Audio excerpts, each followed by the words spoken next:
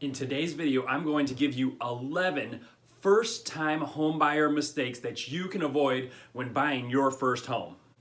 Mistake number one, and I see this all the time, I get calls and emails and texts all day long from people who want to go and buy a house before they're pre-approved. They want to go out and look and see what's out there before they even think about getting pre-approved. So I have to give them the advice of, well, you're sort of just wasting your time until you're pre-approved. For one, you don't know how much you're going to be able to afford. You may think that you know how much you can afford, but the lenders will be able to tell you how much you're pre-approved for. So you might be able to afford more than that, but the lender is going to set the guidelines on your maximum purchase amount, and then they'll give you an idea of what your mortgage payments will be. So really, you don't want to go out and start looking at homes until you're pre-approved. You're setting yourself up for a big disappointment. Let's say you're looking at houses that you think you're going to be able to get a pre-approved for $200,000.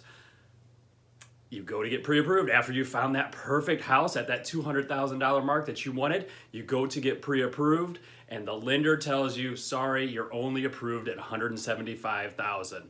That is disappointing. You think you've found your dream house, you're ready to do something, and you can't get approved for the amount that you thought you were going to. So I really encourage you, get pre-approved first. The lenders will be able to tell you how much to set your guidelines. That way you can communicate with your realtor, hey, this is the max I'm gonna be able to afford. Let's go ahead and look at houses just a little bit under that so you have some negotiating room and stuff.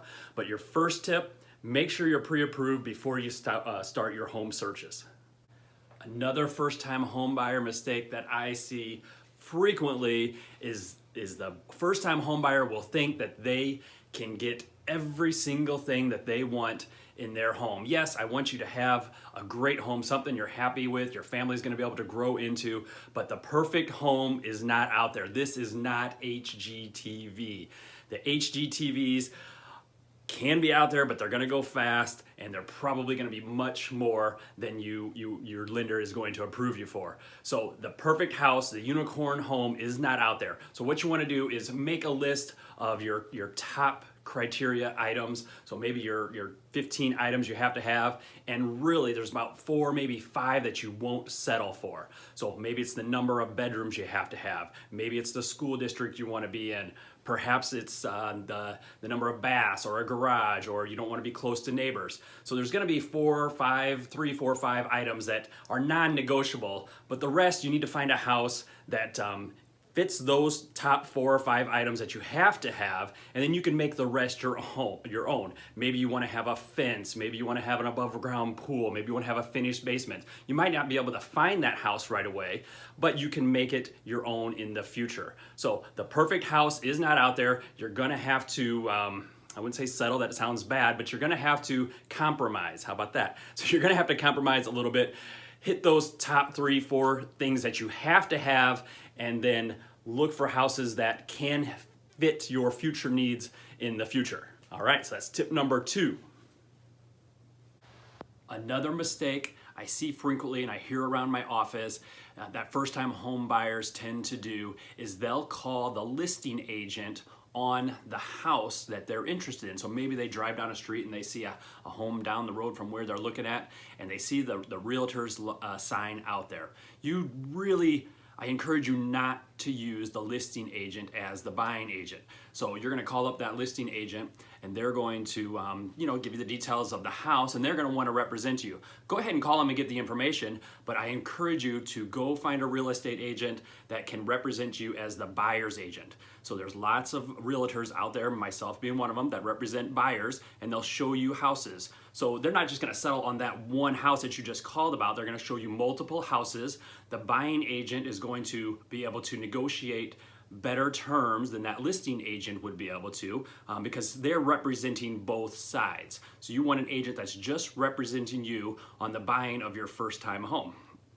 So they're going to negotiate the repairs, the purchase price. They're going to be able to show you multiple houses. If you're using that one agent that listing the house, they may not be real open to showing you other houses because they want to sell you that one house that you just called about. So tip number 3, get a buyer's agent that represents you and can help you and your family find the best home that's right for you.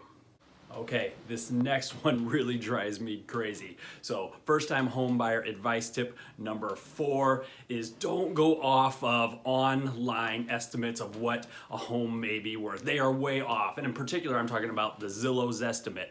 We get people all the time that say, especially listing, people wanting to list the house, they'll say, hey, my house says on Zillow that it's worth $150,000. Woohoo! I'm going to sell it for $150,000. When in reality, the house may be only worth $125,000, $115,000. So when you're looking through those online search engines, don't go off the Zillow estimate. You want to go into that house, see what upgrades that house has or downgrades. Pictures can really fool you.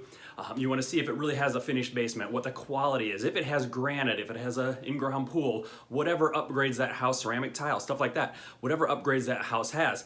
I've yet to find somebody when looking at houses, and I've looked at a lot of them, I've never ran into somebody with a car with a Zillow logo on it that says, I'm a Zillow estimate person. They don't go out there. They just go out there and I tell you what, they just shoot the moon on the price. They're way off most of the time.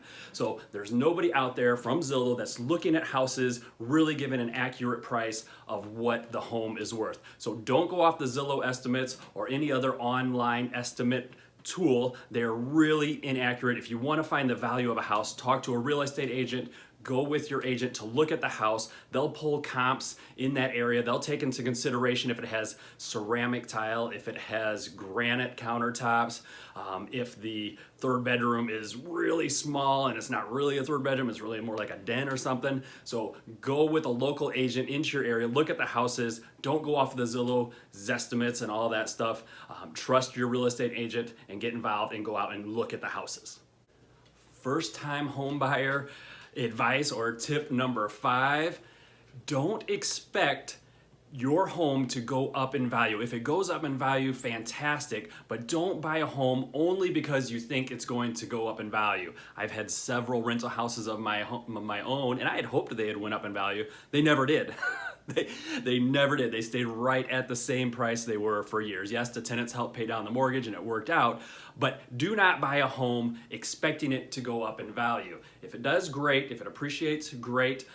But what you want to do is buy a home that fits your family's needs. Maybe the area, the size, number of bedrooms. Maybe you're tired of renting a house or an apartment that, your walls adjoin the next neighbor and you're tired of hearing them fight and the kids argue and all that stuff. So don't expect the house to go up in value. If it does, great. What you want to do is buy a home that fits your needs, your budget, your monthly expenses, your mortgage. Maybe you've been paying a rent that's $2,000 a month and you can buy your own home for $1,500 a month. Yeah, it didn't go up in value, but you did save some money over the long run and you've paid down that mortgage. So you've built some equity while you've stayed in your house for 5, 7, 10 years, whatever it is, and you built up that equity. If your house didn't go up in value, okay, well, that's a bummer, but you've built equity into the house and you've had something that you've enjoyed for several years. So that's tip number 5 is don't expect your home to go up in value. All right, let's move on to number 6. First time home buyer tip or advice number 6 is budget for unexpected repairs. There's a general rule of thumb that you want to budget about 1% of the purchase price of the home for unexpected repairs. So if you're buying a $200,000 house, you want to go ahead and put aside about $2,000 per year for unexpected repairs. There's lots of hidden repairs that come up during home ownership that in the past you might have had a landlord go ahead and do the repairs, but now you've got to take care of them yourself. So it could be plumbing repairs, could be water leaks, your water heater went out, could be a furnace repair, could be roofs, maybe your gutters are starting to fall down, maybe you want to do some landscaping and have a lawn company go ahead and do it. Maybe you didn't expect to buy a lawnmower or a snow blower. So there's lots of hidden repairs and cost to home ownership that a lot of people don't budget for. So the general rule of thumb, 1% of the purchase price of the home you should set aside for repairs annually. If you don't use them, great, but let that account build up, and in 5 years you might have to buy a furnace, and all of a sudden you have $10,000 set aside for that and you won't have to finance that. So tip number 6, set aside money for unexpected repairs. Tip number 7, don't feel rushed to buy a home. This is a huge purchase for you and your family, and you don't want to rush into it. Yes, you've gotten pre-approved, you're ready to do it, but when it comes to actual buying the house, don't go out and rush into it and buy the first one you find. You know, you may end up buying that first one, but go ahead and look at 2 or 3 or 4 others. Don't let a real estate agent rush you into buying a house. Frequently, I'll show somebody maybe 4 or 5 houses, which to me isn't very many, and they'll say, oh, Keith, you know, I feel like I'm wasting your time. I feel bad about how many houses we're looking at. Don't worry about that at all. That's my job. I love looking at houses, and most real estate agents do as well. So don't let anybody rush you into buying a home that you really don't like. Now, remember, the earlier tip was you're not going to find the perfect house, which is true. But when you find a house that does fit that criteria, go ahead and be aggressive and make that offer and pull the trigger and do it. But don't be rushed into finding that house. So take your time, make sure you're looking at plenty of houses so that you've been educated in the market, you know what's out there, you know what's in your price range and what quality standards are in that price range. So don't be rushed, find a good house, something you're really gonna be happy for, don't settle for anything, and go out there and find a home. All right. In this market right now, in 2020 and the 2021 time frame, in our area anyways, it is a huge seller's market. So this one here, I really encourage you to listen to and take my advice on. Tip number 8, don't fall in love with that house until closing, until you get the keys. Frequently, I'll have a client that will want to make an offer, and then that's all they talk about is that house and how much they love it. Yes, I want you to really, ultimately I want you to love that house, but don't fall in love with it until you got an accepted offer, the repairs are done, the negotiations are done, the appraisal's done, and you've got the keys. That's the time you fall in love with it and really enjoy your home. There's lots and lots of things that can happen from the time you look at the house to the time that you close. You've got to put in an offer, and in this market right now, there's frequently lots of competing offers. So the chances are a little bit less that you're going to get it accepted. If you've already fallen in love with that house, it's a little bit disappointing and you can get discouraged. So have a really short memory, all right? You did like that house, you put an offer in, maybe you didn't get it, have a short memory, move on to the next one, and find the next house that is right for you. There's, frequently 3, 4, 5 houses, depending on your market, that pop up every week or every weekend. So there's gonna be a new one right around the corner that fits your needs, and you may actually like it better than the one you had. So don't fall in love with that house until you get the keys, because lots of things can fall apart during the process. It takes about 30 days to buy a home. And you've got to get through the repairs, the inspections, you've got to get through the appraisal. The house might not appraise, and then you really got some negotiations going back and forth, and it can fall through. So don't fall in love with that house until you get the keys. That's tip number 8. Okay, here's tip number 9. You don't want to love a house or feel so desperate for a house that you start removing contingencies on the house. So what I mean by that is, like the first one, a frequent, almost always a contingency you want is to have home inspections. You want to have inspections. So you don't want to want that house so much or feel so desperate that you start removing things like, I won't do any repair, or I won't do any home inspections. I'm gonna buy this house as is. That you're really setting yourself up in the future for unexpected repairs, furnace, roof, foundation issues, things like that could really hurt you in the long run. Another one is, if this house doesn't appraise, I'll pay the difference. Okay, so let's say, what I mean by that is, let's say you found a house that's $100,000, but it only appraises for $90,000, and you said in your offers that I'll pay the difference if it doesn't appraise. We see that frequently right now because this is a seller's market. And I've come across lots of offers that people have put in there that they will pay the difference if it doesn't appraise. That's very dangerous. That appraisal is there to protect you and to protect the bank so you don't overpay for a house. You do not want to pay the difference in the appraisal. You want to just negotiate that down so that the seller just drops the price down. So that's what the home loan is for. So don't fall in love with the house until you get the keys, just like the last tip. But don't get desperate enough on a house because you're getting frustrated or whatever, because there's multiple offers, that you start removing contingencies. Okay, first time homebuyer tip number 10, have a set aside emergency savings account for unexpected repairs. So that will go exactly back to the saving 1% of the purchase price per year for repairs. But what you want to do is set aside a separate account for those repairs.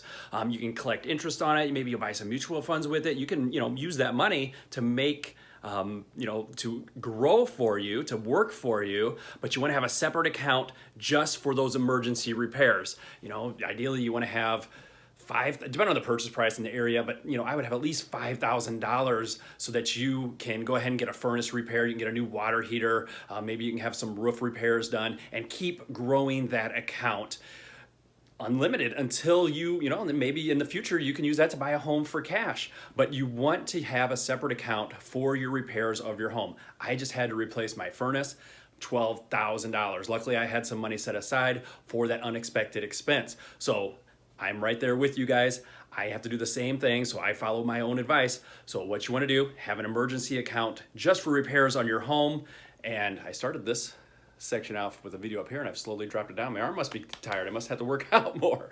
All right, so tip number 10, have an emergency account for those repairs. And we're going to move on right now to the last tip. That's tip number 11. Okay, the final tip, tip number 11, first time home buyer tips and advice number 11 is understand the timeline of buying a home. I've had lots of clients call me and they're like, I need to buy a home. My lease is ending in 30 days. Uh-oh, you're in trouble.